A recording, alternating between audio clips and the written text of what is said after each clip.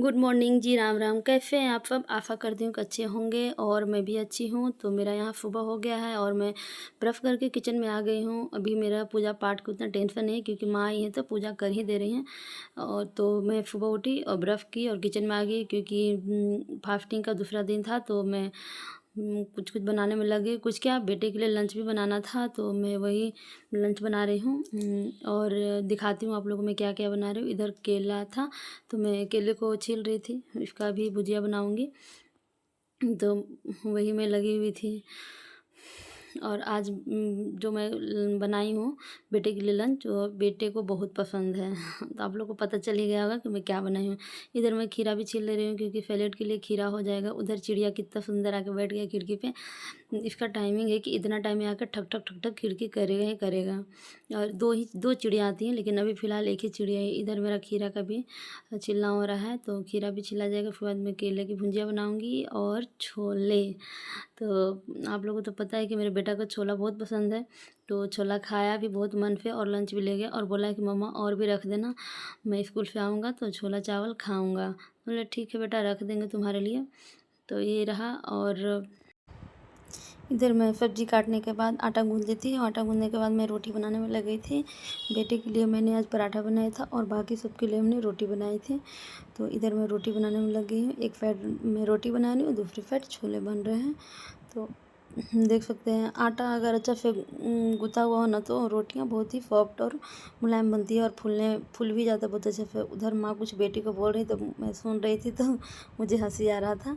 बोल रही थी कि मम्मा पास जाना है। तो माँ बोल रही थी कि उठ फुट के मम्मा पास ही जाना है। मैं देख रही थी कि रोटी में क्या है, कुछ पड़ा हुआ तो नहीं है। तो नहीं, ठीक है रोटी, कोई दिक्कत नहीं है। तो मेरा आज का वही ब्रेकफास्ट रहा, छोला और केले की भुजिया और रोटी। क्या है, छोला तो बेटे के फरमाइश पे रहता है मैक्सिमम टाइम और केले की भुजिया मेरे हस्बैंड को खाना था तो ये बोले कि केला का भुजिया ही बना दो। तो मैं केला की भुजिया बनाई हूँ। आप लोग बताइएगा कि आप लोग को केला का भुजिया कैसा लगता है। मुझे तो केला का भुजिया अच्छा लगता है, उसके साथ चावल भी बहुत अच्छा लगता है। मैं मसाले वाली भुजिया बनाती हूँ। मेरी एक ननद है ना, तो वो भी बहुत मस्त बहुत टेस्टी केला का भुजिया बनाती हैं। तो मैं उन्हीं से सीखी थी कैसे बनाते हैं, तो वही बताई थी।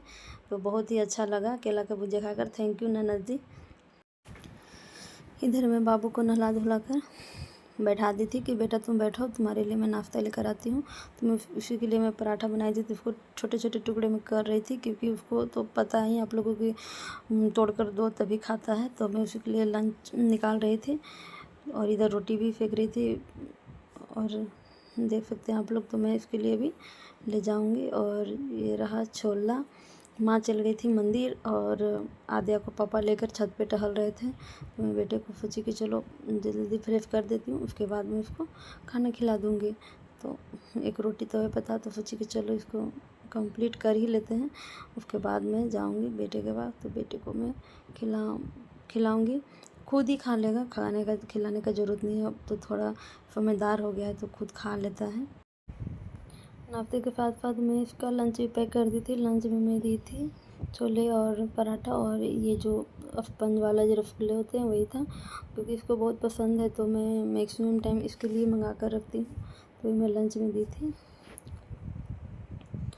फिर मैं अब बेटे के पास जा रही हूँ। इधर मैं भी नहा धोआ कर रेडी हो गई थी और बाबू का टाइम हो गया था बहन का। तो मैं जा रही थी उसको नीचे छोड़ने। तो मेरी बेटी बहुत खुश हो रही थी, नीचे जाने के नाम पर बहुत खुश होती है। तो मैं उसी को नीचे छोड़ने जा रही थी, देख सकते हैं। इधर बाबू का बहन आ गया था तो बाबू चला गया। यहाँ पर इधर मेरा चाय भी बन रहा है, इधर रोटियाँ बन गई हैं और ये रही छोले